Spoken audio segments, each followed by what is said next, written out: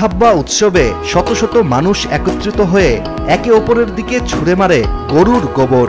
এটি দুর্গন্ধ ও অস্বাস্থ্যকর শোনালেও ভারতের কিছু অঞ্চলে প্রতি বছরই এটি আনন্দের সাথেই উদযাপন করা হয়।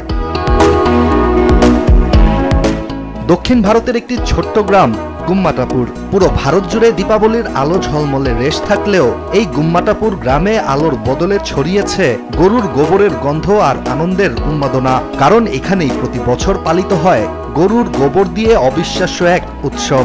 গোরেহাব্বা উৎসবে মানুষ একে অপরের দিকে ছুঁড়ে মারে মুঠো ভর্তি গরুর গোবর। শুনতে অবাক লাগলেও এই উৎসবকে ঘিরে উচ্ছ্বাস, হাসি আর ধর্মীয় বিশ্বাসের মিশ্রণে পুরো এলাকায় রূপ নেয় যেন এক প্রাণবন্ত যুদ্ধক্ষেত্রে।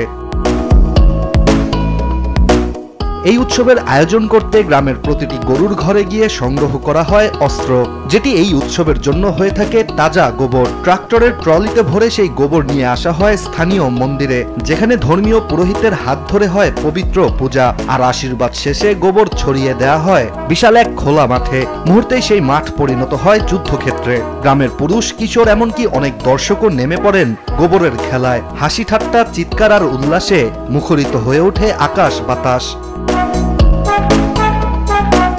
এদিকে এই উৎসবের পেছনে রয়েছে এক গভীর ধর্মীয় বিশ্বাসও। স্থানীয়দের ধারণা তাদের দেবতা বীরেশ্বর স্বামী জন্ম নিয়েছিলেন গরুর গোবর থেকে। তাই গোবর তাদের কাছে কেবল মল নয়, বরং এক ধরনের পবিত্র শক্তি, যা দেহ ও মনকে শুদ্ধ করে এবং রোগ প্রতিরোধ ক্ষমতা আনে। যদিও এ বিষয়ে বৈজ্ঞানিক কোনো প্রমাণ নেই, কিন্তু বিশ্বাস আর ঐতিহ্যের কাছে যুক্তি প্রায়ই হার মেনে থাকে। তাই তো প্রতি বছর ভারতের দূর দূরান্ত থেকে মানুষ ভিড় জমায় গুম্মাটাপুরায়। কেউ আসে দেখতে, কেউ আসে অংশ নিতে। হিন্দু সংস্কৃতিতে গরু ও তার সমস্ত উপাদানকে পবিত্র বলে মানা হয়। বর্তমান প্রধানমন্ত্রী নরেন্দ্র মোদীর সরকারও গরু রক্ষায় কঠোর অবস্থান নিয়েছে ভারত জুড়ে। গোরেহাব্বার মতন উৎসব তাই শুধু একদিনের আনন্দ নয়, বরং ভারতের ঐতিহ্য, ধর্মবিশ্বাস আর মানুষের অদ্ভুত রসবোধের এক অনন্য প্রতীক।